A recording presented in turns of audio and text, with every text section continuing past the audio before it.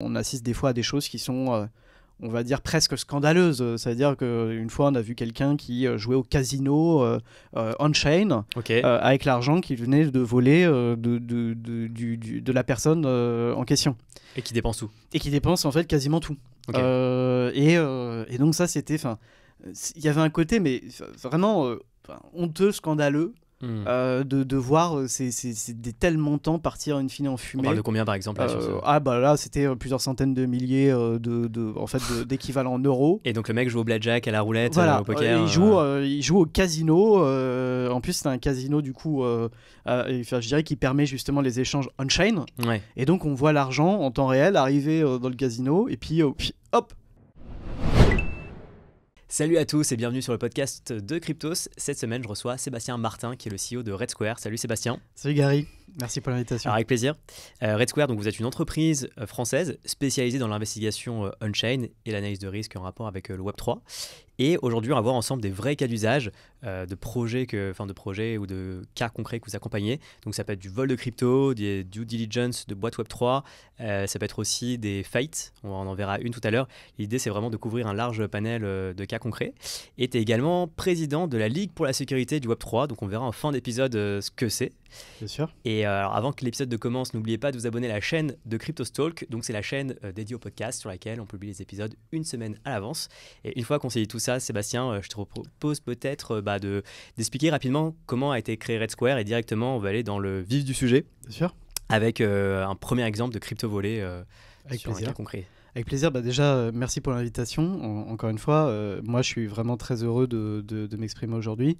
C'est vrai qu'on a tendance à être assez discret sur nos activités parce que c'est des activités qui sont toujours, on va dire, assez sensibles par nature, intrinsèquement. Et puis, surtout, on veut être discret puisque c'est aussi quelque part notre valeur. C'est-à-dire que quand les gens viennent chez Red Square, et du coup, tu vas voir que je vais justement expliquer comment on a créé Red Square, c'est parce qu'ils ont, chez Red Square, outre une qualité évidemment du travail fourni, sur lesquels justement on est très rigoureux, c'est aussi une image de marque où on cultive la discrétion et on cultive une forme d'indépendance. C'est-à-dire que, voilà, et sur ça, on prête vraiment attention à le conserver.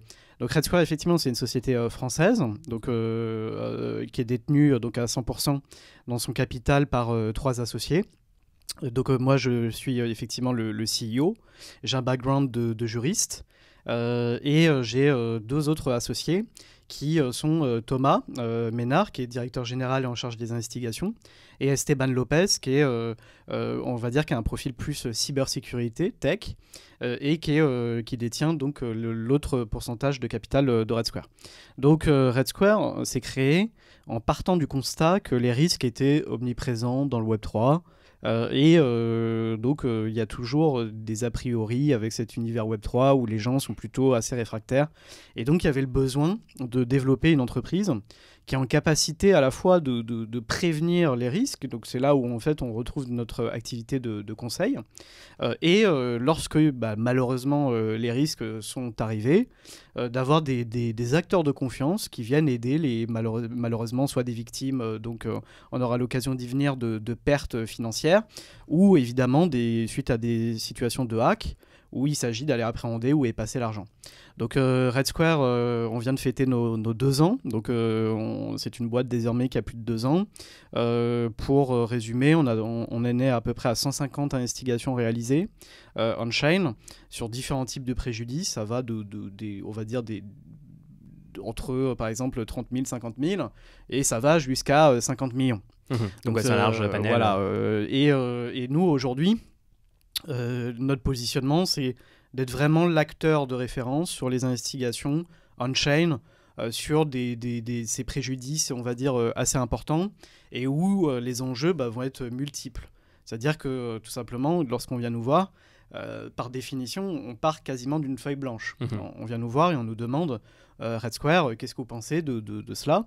Et nous, tout de suite, on commence à regrouper en fait des éléments, notamment les transactions sortantes vers les wallets qu'auraient pu recevoir les fonds, de manière à commencer à cerner qu'est-ce qui s'est passé et même est-ce qu'on peut intervenir, parce qu'il y a des situations où si on peut pas intervenir et que par exemple on voit que ça part directement sur des mixeurs, si vous voulez, je vais pas aller dire à mes clients bah voilà ça coûte tant, alors qu'en fait grosso modo ma capacité d'intervention va être assez limitée. Alors mixeur, Donc, c'est finalement des wallets, des plateformes sur lesquelles en fait le message on va dire va être brouillé et donc on perd la trace des fonds. Exactement, il faut voir ça comme une espèce de grosse lessiveuse et soreuse, c'est le tambour d'une machine si vous voulez à laver, et dans lequel vous faites rentrer de l'argent, justement vous mixez, et puis on va dire ce qui sort de ce mixeur en fait est totalement brouillé sur à la fois sa destination, et on a du mal à faire le lien entre avant et après. Ouais. Ceci dit, bon, maintenant évidemment les outils, il y a beaucoup d'investissements qui ont été faits sur des outils pour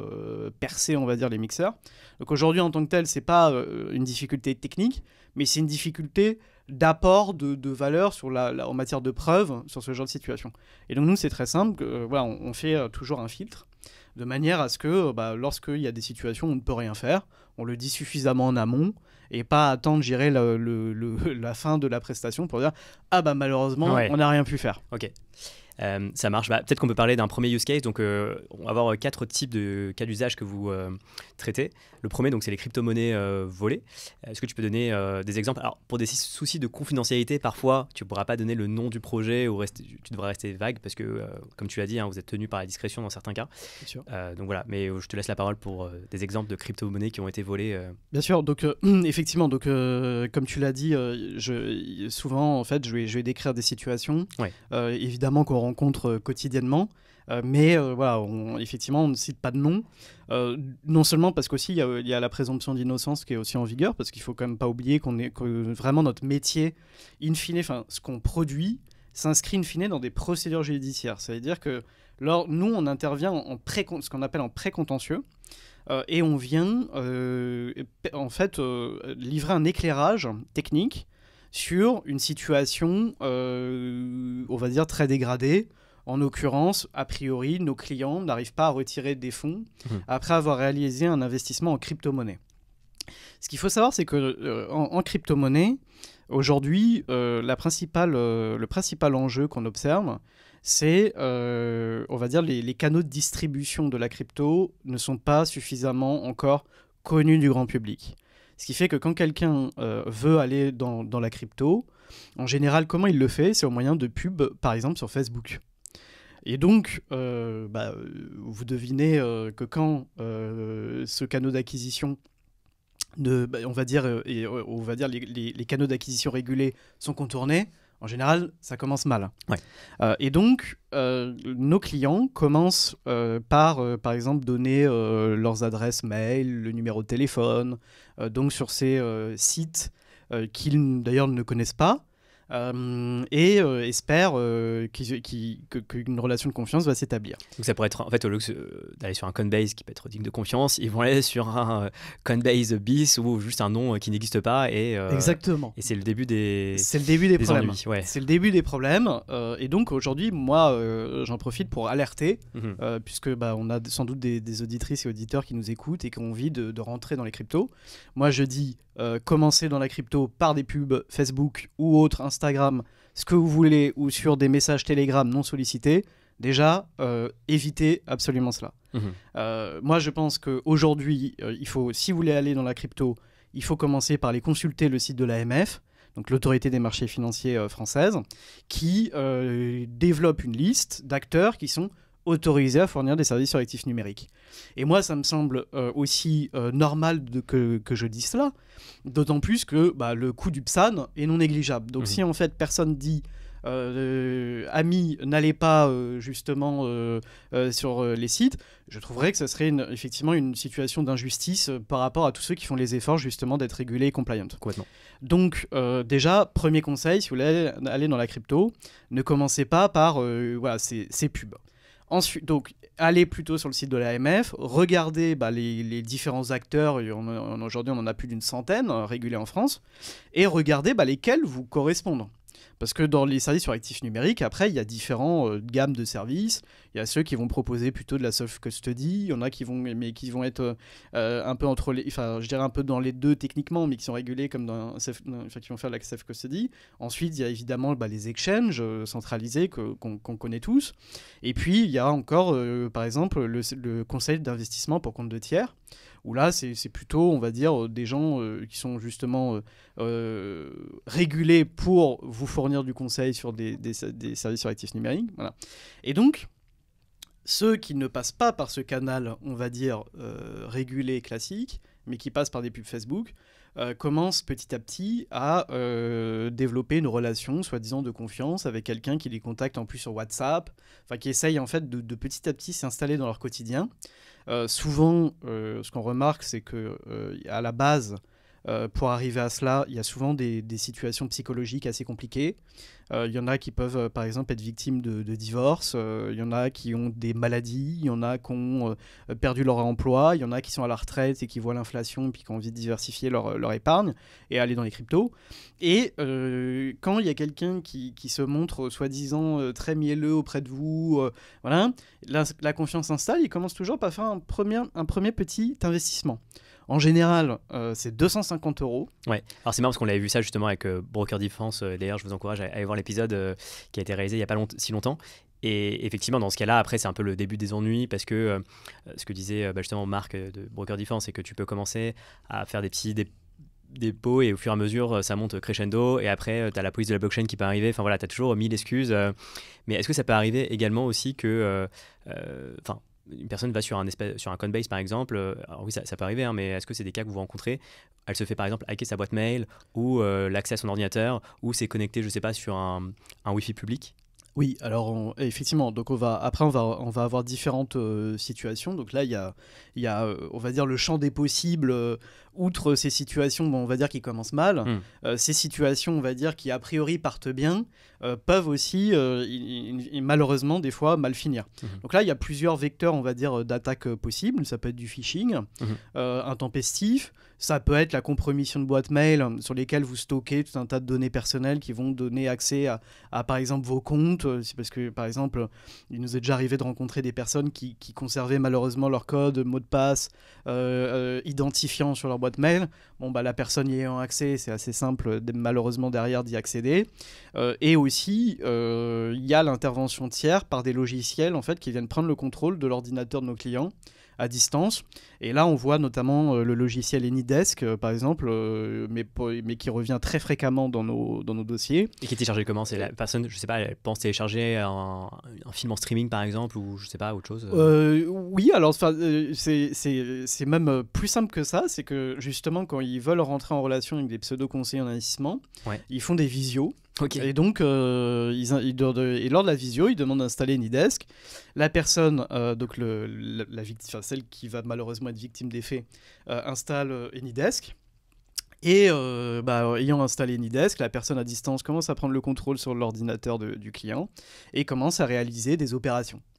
Et puis la personne, encore une fois, fonctionne à une relation de confiance et dit quelque part, elle me vient en aide, je lui fais confiance, pas de raison qu'il se passe quelque chose de mal. Et malheureusement, lorsque l'argent qui a été envoyé, il demande d'être retiré, c'est là qu'effectivement les choses se compliquent grandement. Et c'est là où justement, on va dire, notre mission commence pour dire qu'est-ce qui s'est passé. Et pour récupérer l'argent, malheureusement, dans la plupart des cas, ça se règle au titre d'une procédure pénale via un dépôt de plainte. Et de nos jours, le fait de produire des analyses techniques qui déjà vont venir cartographier les flux et les expliquer pour gérer le commun des mortels. Donc ce sera des enquêteurs qui prendront connaissance, avec évidemment soit un procureur de la République, soit tout simplement directement des services d'enquête, si vous portez plainte en ligne, qui vont recevoir votre plainte. Et là, justement, c'est là où commence tout le nerf de la guerre, de l'instruction du dossier de nos clients. L'objectif, c'est simple, c'est obtenir des réquisitions judiciaires, puisque dans notre métier, c'est pas nous, boîte privée, qu'allons chez une plateforme régulée, lui dire voilà, il y a de l'argent qui transite par chez vous, s'il vous plaît, rendez-nous. Voilà, c'est pas comme ça que ça marche. Vous apportez de la matière aux avocats pour qu'ils puissent faire leur travail en fait. Exactement. Et au corps judiciaire. Exactement. Donc en fait, effectivement, idéalement, nous, ce qu'on recommande aujourd'hui, c'est lorsque vous êtes victime d'une escroquerie crypto ou d'un hack, c'est effectivement, bon, vous pouvez venir voir une société comme Red Square. Nous, Red Square, avons un réseau d'avocats qui est spécialisé dans cette typologie de contentieux. C'est ce que je recommande aussi. C'est un contentieux qui est très particulier, très technique, qui est très, on va dire, émergent. Et donc, en France, on a la chance d'avoir quand même une diversité d'avocats qui commencent à avoir une vraie expertise dans le domaine. Et donc, nous allons travailler en binôme parce que ce que Red Square fait n'est pas fait par l'avocat. Et ce que l'avocat fait, nous ne le faisons pas. Ouais. Parce que en France, l'avocat a le monopole du conseil juridique.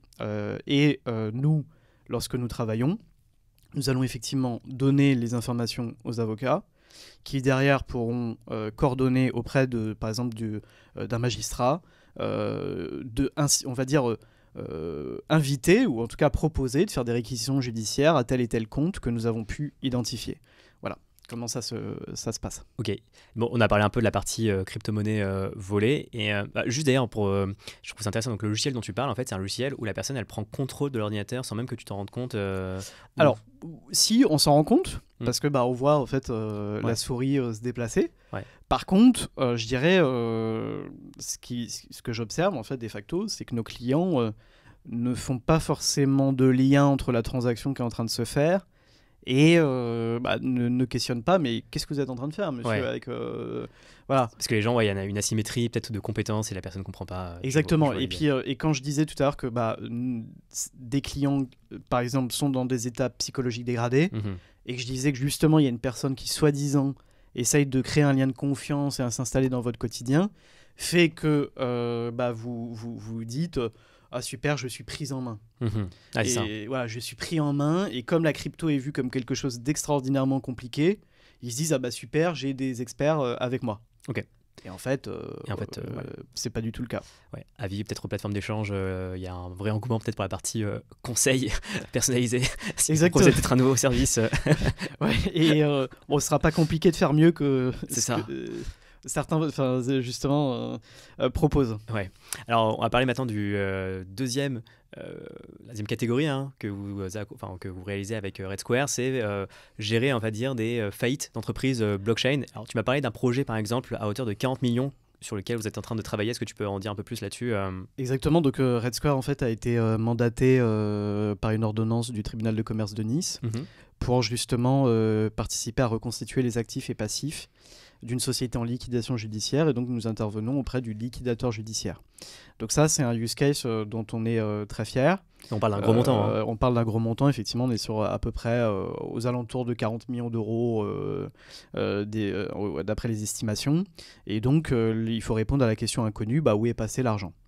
Alors déjà, voilà. Est-ce que tu peux donner le contexte de ce scam entre guillemets ? Oui, alors en fait c'était tout simplement de l'argent qui avait été confié en fait par des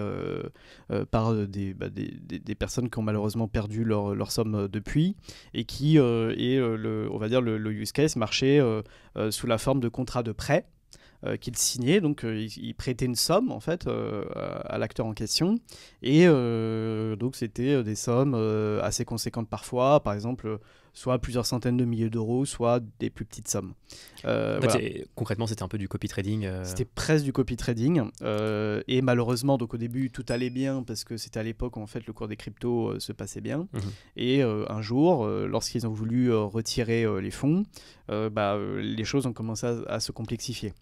Et pour cause, petit à petit, je raccourcis, on va dire, les étapes, il en est arrivé à la conclusion que cette société en fait, ne se portait pas du tout bien financièrement. Et n'était pas régulé. Voilà. Et en plus, n'était pas régulé parce qu'on était juste en fait avant l'arrivée du cadre légal que nous connaissons avec le PSAN, etc. Donc on était encore, on va dire, en zone grise d'un point de vue chronologique.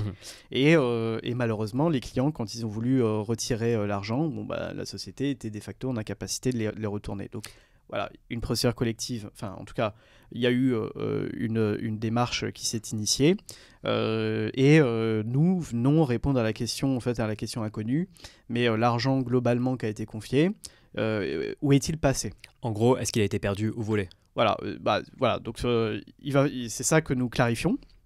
Et parce que la personne qui gérait le fonds d'ailleurs, elle a été interceptée, elle est en France, elle est... sur ça, je Tu pourrais peux pas trop Bien en sûr. dire, mais par contre, en fait, je vais plus généraliser en fait ton propos, c'est que nous, en fait, on vient constater quelque part. Oui, c'est pas ton problème en fait qu'elle soit là ou pas. Toi, tu Voilà. vas juste apporter l'analyse on-chain et retracer Voilà. un peu les flux. Et en fait, chacun fait. Et donc, sur ça, c'est très important. Et je le dis aussi, par exemple, pour des gens qui voudraient s'adresser à des sociétés comme la nôtre, nous, on fait de l'analyse on-chain. Ça veut dire que on sait quel est notre rôle.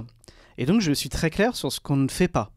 Ce qu'on ne fait pas, c'est qu'on ne va pas aller, comme je le disais tout à l'heure, physiquement dans les locaux par exemple d'un PSAN et leur dire voilà, vous avez de l'argent on a prouvé que ça appartient à nos clients, s'il vous plaît, gelez le compte et rendez-nous l'argent. Ouais. Ça n'est pas nous qui pouvons faire ça. Donc en France, on est dans un état de droit.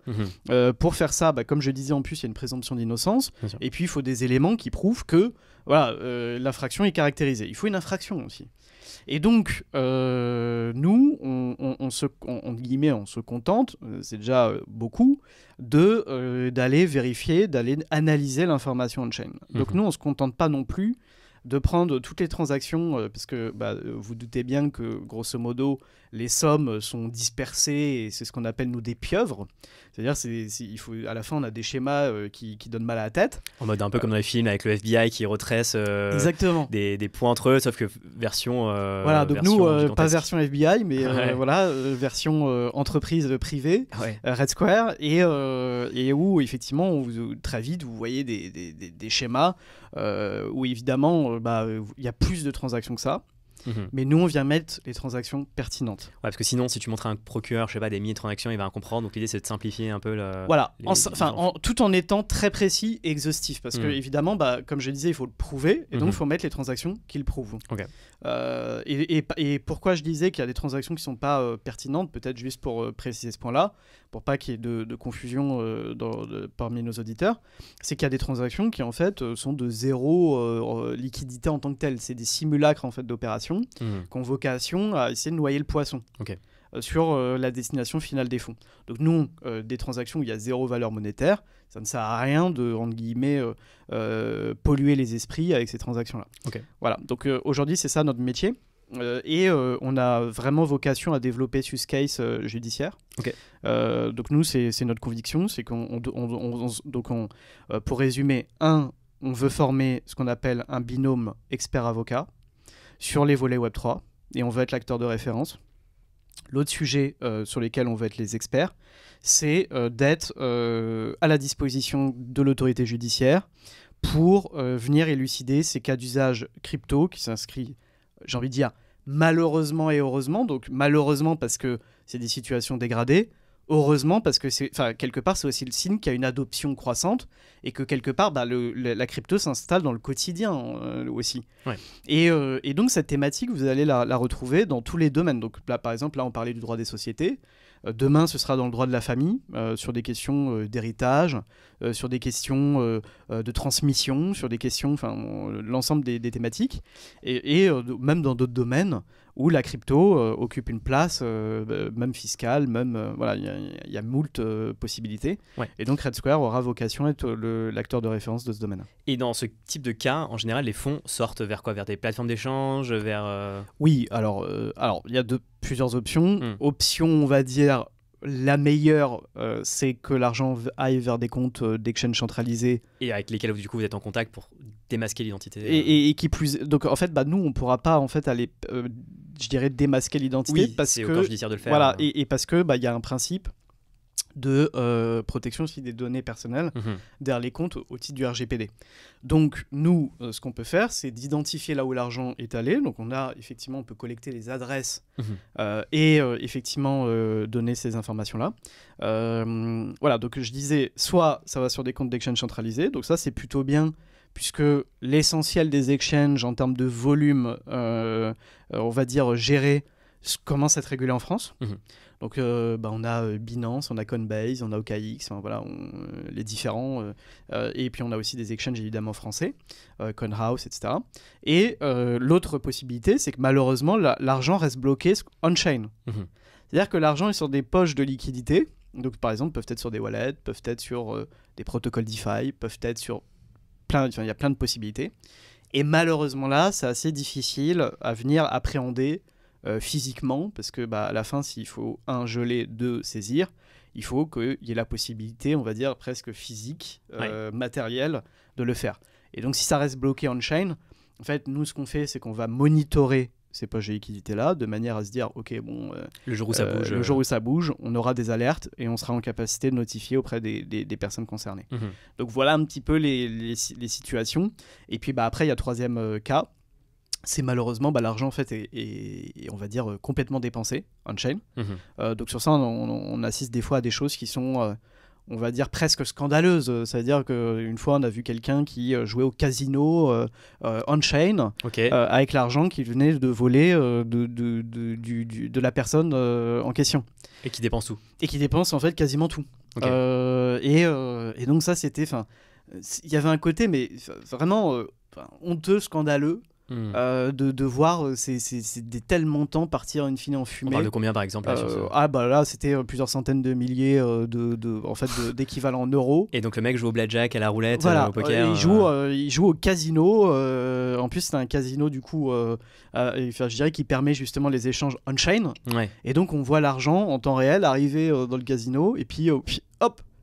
Et donc, et sans doute que ça permet aussi tout un tas de conversions, etc. Est-ce que c'est pas un moyen peut-être aussi pour blanchir les fonds ? Bien sûr. Parce que la personne qui est en face en fait va être finalement la même identité, moyennant en fait le fait de passer par la plateforme, tu arrives à rendre ces fonds-là peut-être les blanchir parce que tu n'as aucune preuve que la personne qui est en face est la même personne. Exactement, c'est clairement en tout cas un moyen ça blanchit en fait de facto parce que le fait de blanchir, c'est quoi ? C'est grosso modo de complexifier l'origine des fonds et d'essayer finalement de trouver une source de ces fonds à quelque chose qu'on n'avait pas.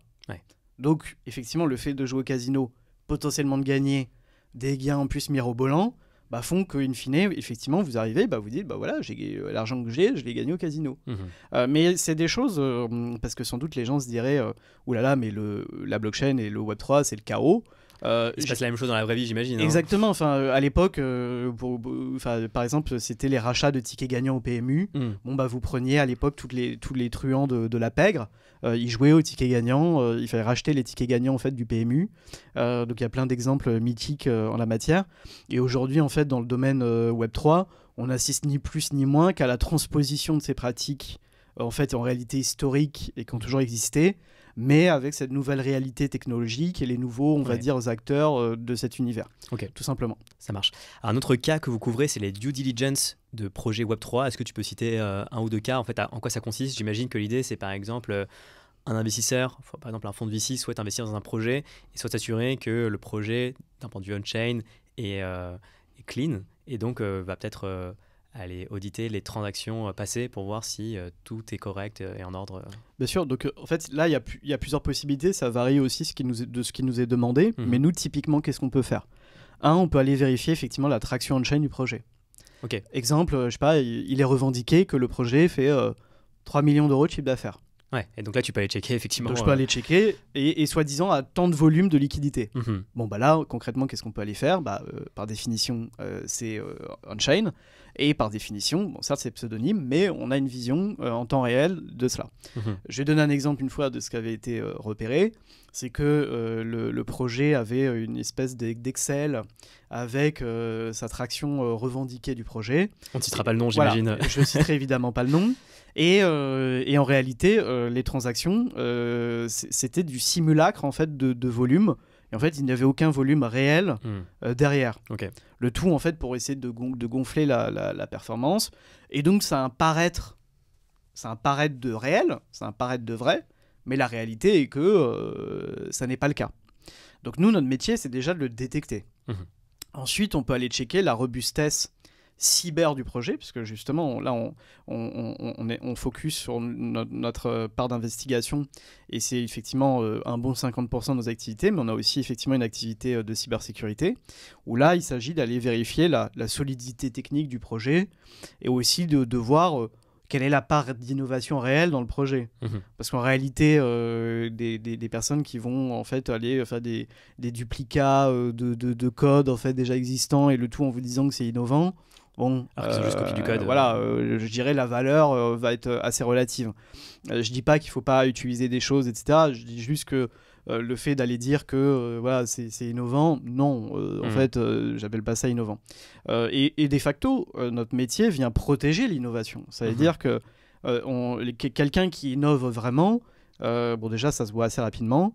Et ensuite, justement, c'est aussi une question de justice que de se dire ces acteurs qui innovent vraiment, qui prennent des risques, qui sont bien entourés, et voilà. Il y a une justice dans le fait de les distinguer, et ça me paraît en fait la moindre des choses. Ok.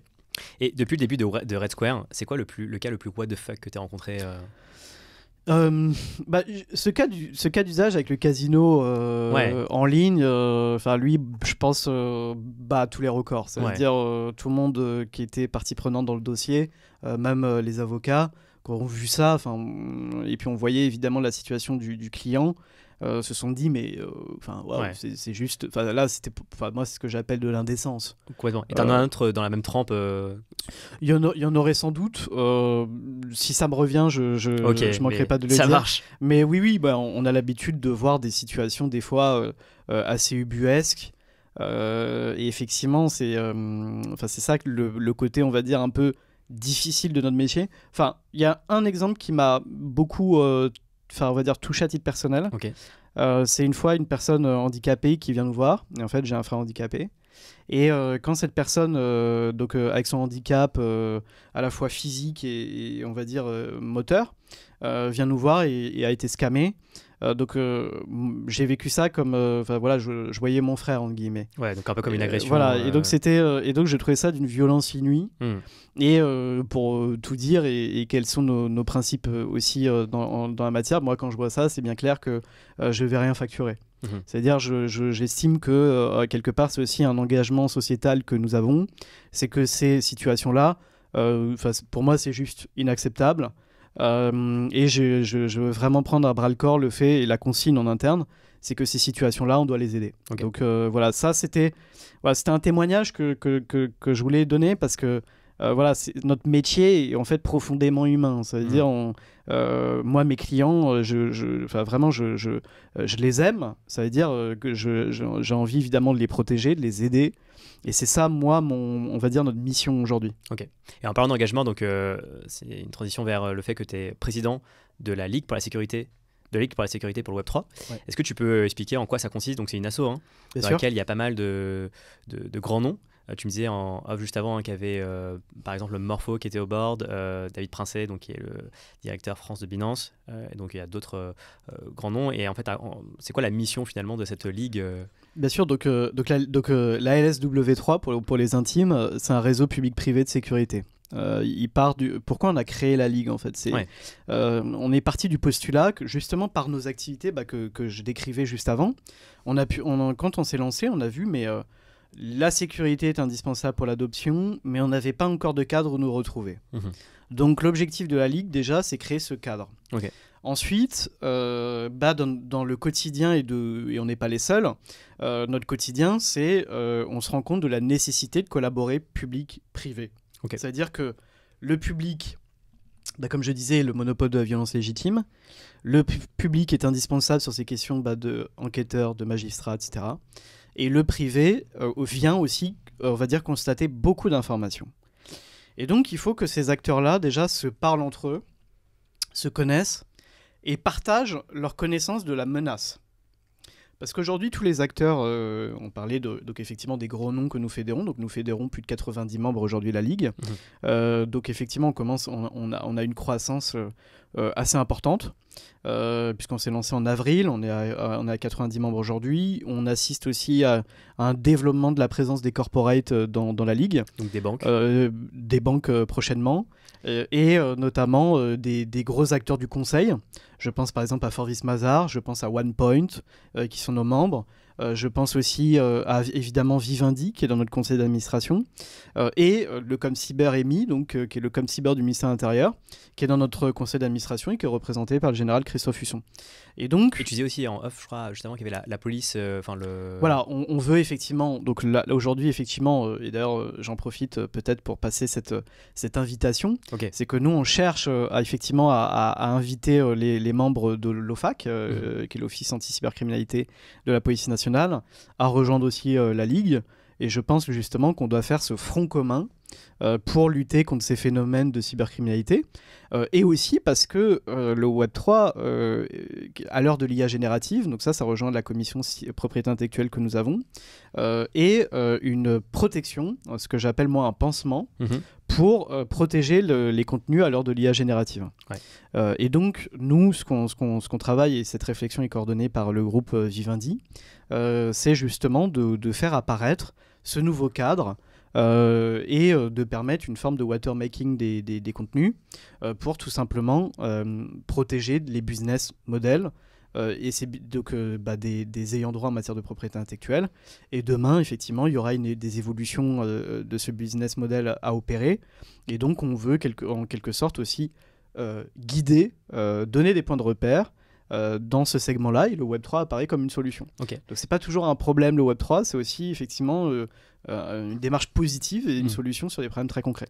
De ce que je comprends, c'est que l'intérêt de cette ligue, ça va être peut-être le développement de la collaboration entre les différentes entités pour des cas comme sur lesquels vous travaillez par exemple, pour des enquêtes judiciaires, et peut-être aussi pour améliorer, on va dire, la connaissance sur les différents hacks possibles et donc faire de la prévention, j'imagine. Exactement. Déjà, on a lancé une campagne de sensibilisation avec le ComCyber du ministère de l'Intérieur. Ensuite, effectivement, il faut qu'on documente et qu'on ait une veille par ce biais des menaces. À ce titre aussi, on invite tous nos membres. On a lancé récemment un appel à contribution du Web 2 au Web 3 vers un Web plus sûr, point d'interrogation. Et on veut inviter tous nos membres. Donc on a des acteurs qui sont des exchanges, on a des acteurs qui sont des boîtes de solutions, exemple Chainalysis. On a des boîtes d'investigation. Tu parlais de Broker Défense tout à l'heure. Broker Défense est membre de la Ligue aussi. Et beaucoup d'autres. Et aussi d'autres acteurs qui sont, par exemple, des avocats. Et tous ces acteurs-là, et évidemment, j'oublie les protocoles de DeFi, donc Morpholabs par exemple, Kin aussi dans le staking, etc. Et donc tous ces acteurs voient aujourd'hui les menaces sous leurs yeux. C'est-à-dire ce sont les premiers témoins de cela. Et donc il faut qu'on construise une veille où chacun vient expliquer de ma perspective, voilà ce que je considère les menaces en termes de sécurité du Web3.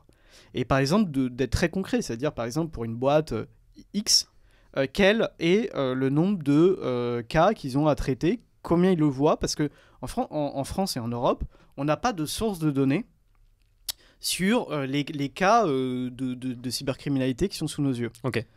Et donc, si on veut régler le problème et aussi, je dirais, montrer les opportunités, parce que ça veut dire que s'il y a des problèmes, ça veut dire que demain, il y aura des besoins de solutions qui vont y répondre.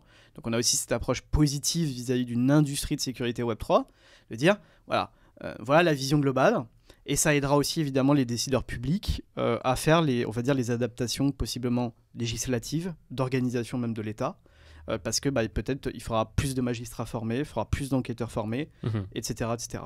Ok, très clair. Sébastien, merci beaucoup. Ce sera le mot de la fin. Je te remercie, c'était hyper intéressant. Gary. Et on mettra le lien de Red Square en commentaire. Et puis de la Ligue. En description. Et de la Ligue, bien sûr. Et puis avec plaisir pour se revoir bientôt. Yes. À bientôt. À bientôt.